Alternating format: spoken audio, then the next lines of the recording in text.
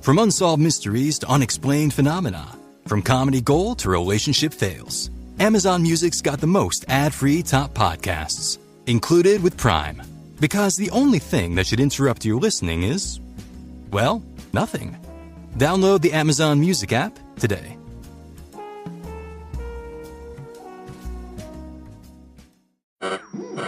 We interrupt this program to bring you an important Wayfair message. Wayfair's got style tips for every home. This is Styles McKenzie helping you make those rooms sing. Today's style tip. When it comes to making a statement, treat bold patterns like neutrals. Go wild, like an untamed animal print area rug under a rustic farmhouse table from Wayfair.com. Arr, fierce. This has been your Wayfair style tip to keep those interiors superior. Wayfair, every style, every home. This is Optimal Relationships Daily. 7 Assumptions We Need to Stop Making About Other People by Marc Chernoff of MarcAndAngel.com. Too often, we judge people too quickly or too subjectively. We tell ourselves stories about them without thinking it through. Our perceptions and biases get the best of us. I was reminded of this today when I received the following in an email from a Think Better, Live Better 2020 ticket holder. Quote, I learned the hard way that a smile can hide so much, that when you look at a person, you never know what their story is or what's truly going on in their life. This harsh reality became evident to me this morning when I found out that one of my top students, always straight A's, a positive attitude, and a smile on her face, died by suicide last night. Why? Nobody seems to know, and it's killing me inside. End quote. Talk about a reality check, right? What we tell ourselves about others, what we think we know, is often far from the truth. And with that in mind, I'm sitting here reflecting on all the little things we have to stop assuming about other people, for their sake and ours. Number 1, we need to stop assuming that the happiest people are simply the ones who smile the most. Behind the polite smiles and greetings people give you, some are hurting and lonely. Don't just come and go. See them, care, share, listen, love. We can't always see people's pain, but they can always feel our kindness. So be kinder than necessary. 2, we need to stop assuming that the people we love and respect won't disappoint us. When we expect perfection, we tend to overlook goodness. And the truth is, no one's perfect. At times, the confident lose confidence. The patient misplace their patience, the generous act selfish, and the informed second-guess what they know. It happens to all of us, too. We make mistakes, we lose our tempers, and we get caught off guard. We stumble, we slip, and we fall sometimes. But that's the worst of it. We have our moments. Most of the time, we're pretty darn good, despite our flaws. So treat the people you love accordingly. Give them the space to be human. Number 3. We need to stop assuming that the people who are doing things differently are doing things wrong. We all take different roads seeking fulfillment, joy, and success. Just because someone is not on your road doesn't mean they're lost. Number 4, we need to stop assuming that the people we disagree with don't deserve our compassion and kindness. The exact opposite is true. The way we treat people we strongly disagree with is a report card on what we've learned about love, compassion, kindness, and humility. Number 5, we need to stop assuming that we can't trust people we don't know. Some people build too many walls in their lives and not enough bridges. Don't be one of them. Open yourself up. Take small chances on people. Let them prove your doubts wrong, gradually, over time. Number 6, we need to stop assuming that the rude people of the world are personally targeting us. We can't take things too personally, even if it seems personal. Rarely do people do things because of us.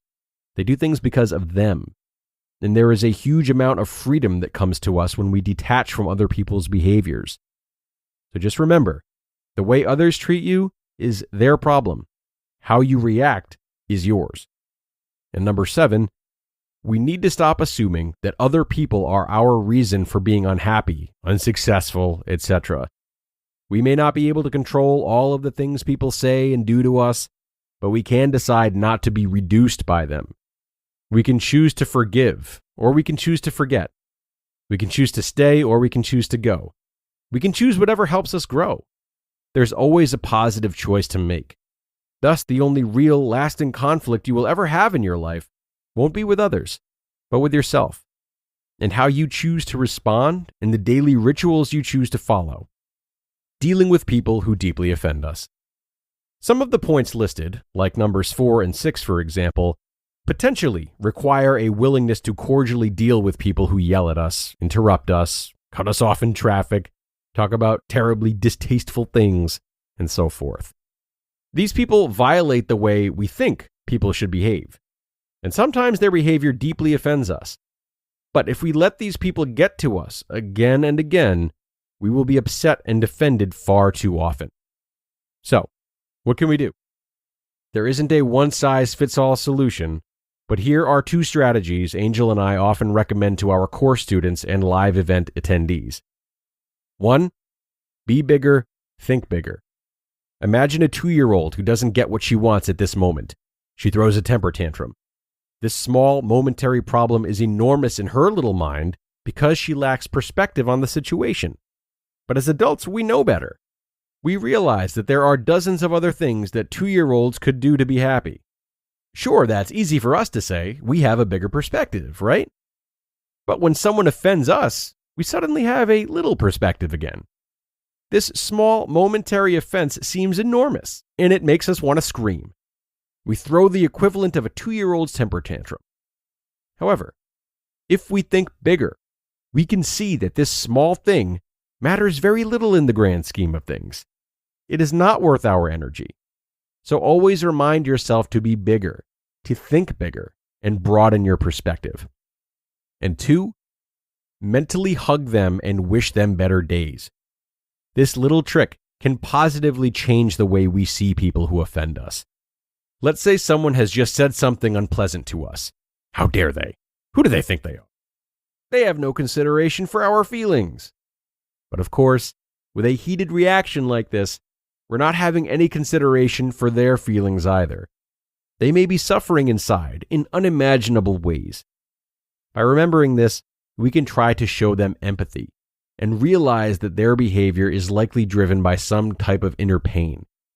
They're being unpleasant as a coping mechanism for their pain. And so, mentally, we can give them a hug. We can have compassion for this broken person, because we all have been broken and in pain at some point as well. We're the same in many ways. Sometimes we need a hug, some extra compassion, and a little unexpected love. Try one of these strategies the next time someone offends you, and then smile and breathe, armed with the comforting knowledge that there's no reason to let someone else's behavior turn you into someone that you aren't. You just listened to the post titled, 7 Assumptions We Need to Stop Making About Other People by Marc Chernoff of MarcAndAngel.com. And thank you so much to Marc for this one, a post that a lot of people needed to hear, I'm sure. But why do we make these 7 assumptions in the first place? Why isn't it our go-to state of mind to do what he's telling us to do in this article? Well, because we feel less scared when we think that we can sort things. Labeling and making assumptions help us categorize people, so we can generate what we feel to be appropriate responses to them. But obviously, this leaves us with very limited views of people. It's crucial for us to truly acknowledge the gray in everyone, the possibility that lies in each of us, and therefore, the innate volatility that lies within each of us. Because when we do this, not only are we being more realistic, but we humanize everyone, including ourselves. We don't harbor as many expectations, and our love is not as conditional. We allow people to have their flaws and their unpredictabilities. This is how we generate true love, because we are willingly putting ourselves in a place of vulnerability. And frankly, doing so is how we encourage others to do the same as well, and really tap into that collective fear that we all have. That fear that causes us to make these 7 assumptions. But the more open we can be about that fear, as opposed to trying to combat it, the more we stand to connect with people at a deeper level. So, something to think about, folks, as we wrap things up. As always, I thank you so much for being here and listening all the way through.